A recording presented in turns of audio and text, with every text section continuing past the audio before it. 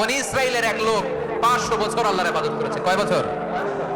কোথায় জানেন? সাগরের মাঝখানে এক পাহাড়, ওই পাহাড়ের উপরে বসে 500 বছর টানা আল্লাহর ইবাদত। দিনে আর রাতে একবার করে নিচে নামতেন। সেখানে আল্লাহ তাআলা পাথরের ভেতর থেকে তার জন্য মিঠা পানির ব্যবস্থা করে দিয়েছেন, আর একটা ডালিম গাছের ব্যবস্থা করে দিয়েছেন। সকালে নামলে একটা টসটসে ডালিম, রাতে নামলে টসটসে ডালিম। এগুলো খেয়ে খেয়ে 500 বছর সে আল্লাহর ইবাদত করেছে। আর সে আল্লাহর কাছে বলেছে, আল্লাহ আমি যখন মারা যাব সিজদারত অবস্থায় যেন মারা যাই।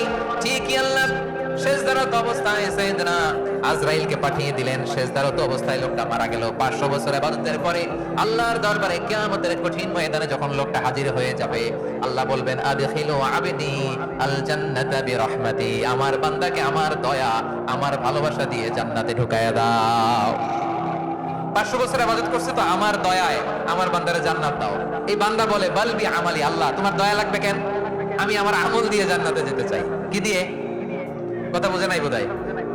আল্লাহর এই বান্দা কি দিয়ে জান্নাতে ঢুকতে চায়? আমল দিয়ে। আল্লাহ বলছে, আমার দয়ায় আমার বান্দারে জান্নাতে নিয়ে যাও ফেরেশতারা। এবার আল্লাহ তোমার দয়া লাগবে কেন? সেজদা তো কম দেই নাই, জিকির করতে করতে 500 বছর শেষ করে দিলাম, আবার তোমার দয়া লাগবে? আমি তো আমার আমলেই জান্নাতে যেতে পারি। আল্লাহ বলবেন, তাই ঠিক আছে, আমি চাইলাম দয়া দিয়ে জান্নাত দিব, তুমি চাইলে আমল দিয়ে ঢুকবা। ঠিক আছে, তোমার আমল আর আমার যে দয়া দুটার একটু মাপ দেই। তোমার 500 বছরের ইবাদত এক পাল্লায় রাখো। আর আল্লাহ বললেন, আমি যে দয়া করে এই দুনিয়ার নাজ নেয়ামত বিউটি সৌন্দর্য দেখার জন্য তোমার দুটা চোখ দিয়েছিলাম, দুটা নয় একটা চোখ আরেক পাল্লায় রাখো। রাখা হবে, দেখা যাবে ওই 500 বছরের ইবাদত হালকা হয়েছে, আর মুহূর্তের মধ্যে আল্লাহর দেয়া একটা চোখের নেয়ামত ভারী হয়ে গিয়েছে। আল্লাহ বলবেন, তোমার কথা মতো মাপ দেয়া হলো, এবার ফলাফল দেখো, হিসাব বলে তুমি এখন জাহান্নামে যাবা। Go to the hell fire, যাও এবার জাহান্নামে যাও। মাপ চোখে যখন আসছো আমার সাথে হিসাব ক্যালকুলেশন, যাও তুমি এবার জাহান্নামে যাবা। এবার লোকটা কাচুমাচু করে বলে, আল্লাহ আমি বুঝি নাই, আল্লাহ আমি বুঝতে পারি নাই, খেয়াল করি নাই, তুমি আমারে ক্ষমা করো, তুমি আমারে মাফ করো। ও আল্লাহ, এবার আমি টের পেয়েছি, এবার আমি বুঝতে পেরেছি, তোমার দয়া ছাড়া দুনিয়ায় কেউ জান্নাতে যেতে পারবে না, কেউ পারবে না। আল্লাহ বললেন, ওরে গোলাম, তুই তো কিছুই ছিলি না, অস্তিত্বহীনতা থেকে তোরে অস্তিত্বে আনলো কে? ওই ছোট্ট শুক্রাণু থেকে মায়ের পেটে 9 মাস ধরে খাবার দিয়েছে কে? আবার সুস্থতার সাথে দুনিয়ার বুকে তোরে ডেলিভারির ব্যবস্থা করে দিল কে? আবার তোর মায়ের বুকের ভেতরে 2টা খাবারের লাইনের ব্যবস্থা করে দিল কে? আবার তোকে শৈশব পেরিয়ে কৈশোর পেরিয়ে তারুণ্য, তারপরে যৌবন, এগুলো দান করলো কে? তার চেয়ে বড় কথা, পাহাড়ের মাঝখানে সাগরের মাঝখানে 500 বছর ইবাদত করার শক্তি তোর গায়ে দিয়েছে কে? এই সাগরের মধ্যে লোনা পানি, লবণের পানি মুখে দেয়া যায় না, সেখান থেকে আমি পাহাড়ের ভেতর থেকে মিঠা পানির ব্যবস্থা করে দিলাম। ওই জায়গায় তোর রিজিকের বন্দোবস্ত করলো কে? সকাল বিকাল 2 বেলা টসটসে ডালিম খাওয়ার ব্যবস্থা করে দিল কে?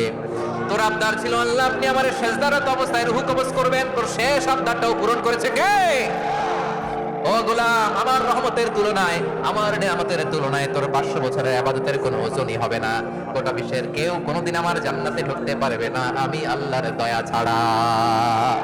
ওয়া রহমানুর রহিম, তিনি দয়াময়, তিনি মেহেরবান। জিবরাইল আলাইহিস সালাম বিশ্বনবীর এই লম্বা হাদিসটা যখন শোনালেন, আমি যা যা বলছি এটা বিশাল এক হাদিসের অনুবাদ। বললেন, ইয়া মুহাম্মদ, এই দুনিয়ার সবটাই চলে আল্লাহর রহমত দিয়ে।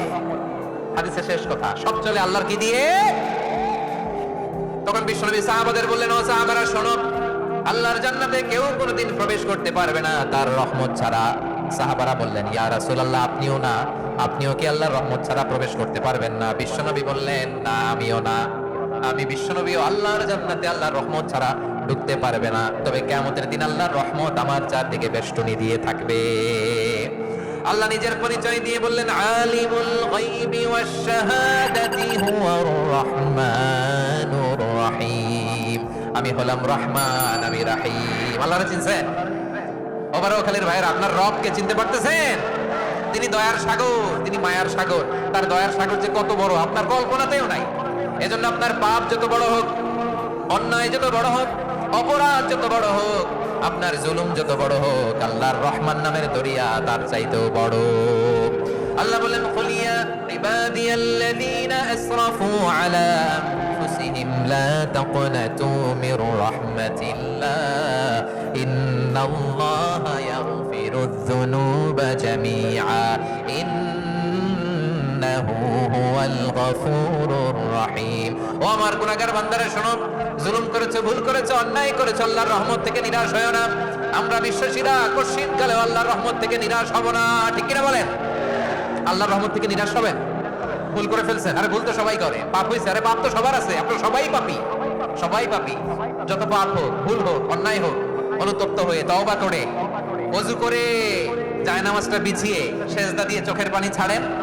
চোখের বেয়ে পড়া পানি আল্লাহর কাছে যে কত প্রিয়। অনুতপ্ত বান্দার চোখের পানির ফোঁটা তার চোখ বেয়ে নাকের ডগা বেয়ে জমিনে ড্রপ করার আগেই আল্লাহর ওই বান্দার সব গুনাহ মাফ করে দেয়।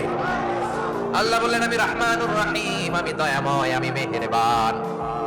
এরপর আল্লাহ বলেন হুয়াল্লাহুল্লাযী লা ইলাহা ইল্লা হুয়াল মালিকুল কুদ্দুসুস সালামুল মুমিন।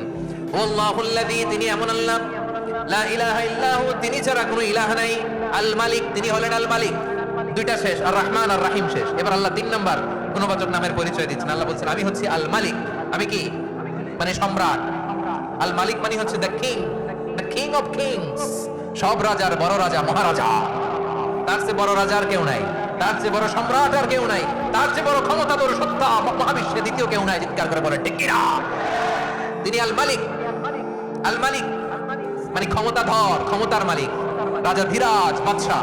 তার ক্ষমতা আর আমাদের ক্ষমতা একরকম নাকি? হ্যাঁ, আমাদের দুনিয়াতে ক্ষমতা অস্থায়ী ক্ষমতা, ঠিক কিনা বলেন? আজ আছে কাল নাই, এরকম না ক্ষমতা? আল্লাহর ক্ষমতাও তো এরকম না, আজ আছে কাল নাই এরকম। দুনিয়াতে দেখবেন কোন দেশের প্রেসিডেন্টের 4 বছরের ক্ষমতার মেয়াদ, কোন দেশের 5 বছরের।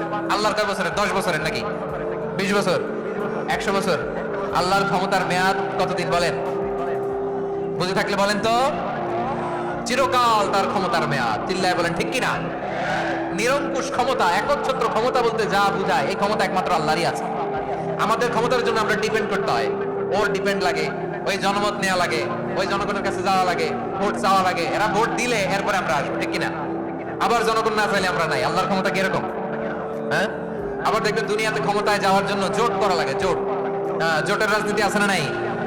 জোট হয়, শরিক হয়, এই হয় সেই হয়, নানা ভাবে দুনিয়াতে ক্ষমতায় আসতে হয়। আল্লাহ বলে আমার ক্ষমতার জন্য কারো উপর বিন্দু পরিমাণ আমার ডিপেন্ড করা লাগে না।